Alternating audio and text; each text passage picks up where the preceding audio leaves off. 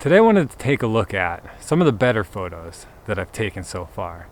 Whether or not they're good photos is up for debate, but you could say these are the best of my bad photos. Let's get right into it.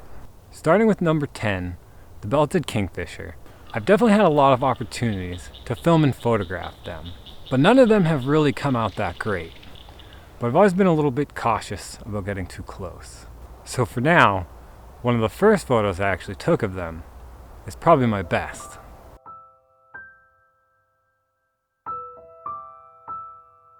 The great egret is another bird that I've had a lot of opportunities to photograph, but I've always had a lot of trouble with them because of their white feathers. And more often than not, when I've taken photographs of them, I lost all the detail because I've blown out the highlights. One of my favorite photos that I have taken of them is number 9 on the list. Is one of the first photos I got of them in flight, where I preserved most of the details. But in a group of terrible great egret shots, this one's probably the best.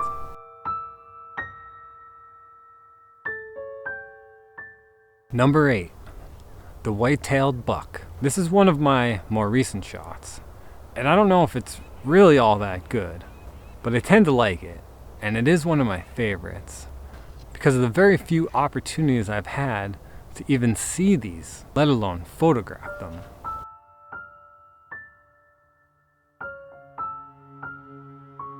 Number 7, the dragonfly.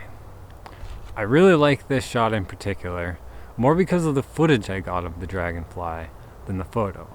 I do think the photo came out really good, but I was recording this dragonfly because it kept flying in circles and landing on the same piece of grass. But I was doing a little bit of experimenting because I was using a really long lens, and I really didn't know how it was going to come out.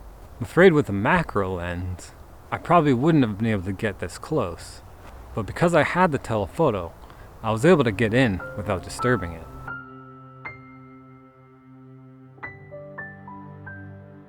Number 6, the beaver. This is another animal I've had a lot of opportunities to film and photograph. The only thing that bothers me is one of the best opportunities I had to take a photo of the beaver. I was so excited about what I was recording that I never even thought to stop and take a photograph. So number 6 on the list is of the beaver swimming.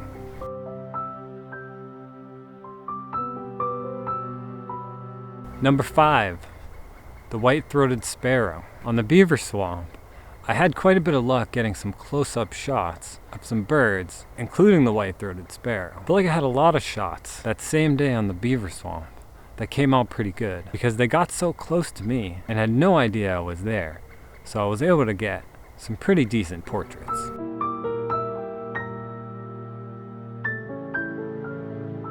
Number 4, the spiked white-tailed deer. Like the beaver, one of my best opportunities to photograph a deer, I again was so excited about what I was getting on film that I completely forgot to even take a picture. But then a lot later, I scared a group of deer into the woods, and this one male spiked white-tailed deer stayed behind to watch, and I don't know what it is, but there's just something about this picture that I just really love.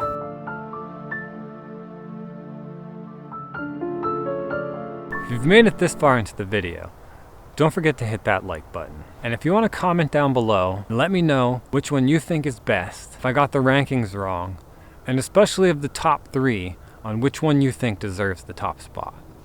Now the next 3 photographs, I think they're all pretty good. Number 3 is a snowy egret that I captured in a small pond very close to the city.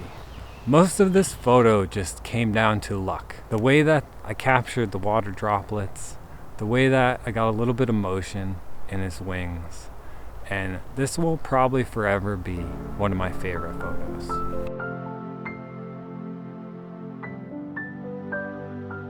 Number 2, the green heron. I absolutely love the photograph of the green heron I captured right before they moved on to migration at the end of summer. I had seen them there at the location on the reservoir swamp a few times when I first started filming the kingfishers. And this one particular day, the green heron just had no fear of me, had no concerns that I was there. At one point came really close to me. And there was just something about the way the light reflected off his back, where the green heron looked more like a turquoise or a blue than green.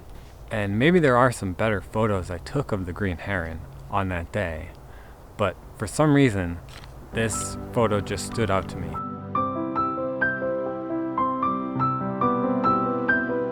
Number 1, the barred owl.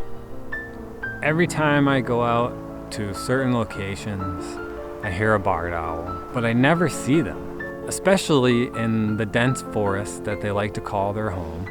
There are just too many trees, and even if I hear them calling each other, even if they seem really close by, unless they fly away, I just never see them. Now, I did get lucky one particular day where I was walking down the riverbed and I must have disturbed one from his roost. And she took off, but she didn't fly away very far. And I was able to set up quietly, take some footage and take some photos of her. Now, I felt a little bad that I disturbed her rest. She didn't seem very bothered that I was there, and she eventually fell asleep, which was when I moved on. Now, I have a few photos of the barred owl from that day, and it's really hard for me to decide which one I think is best, but I think it's this one.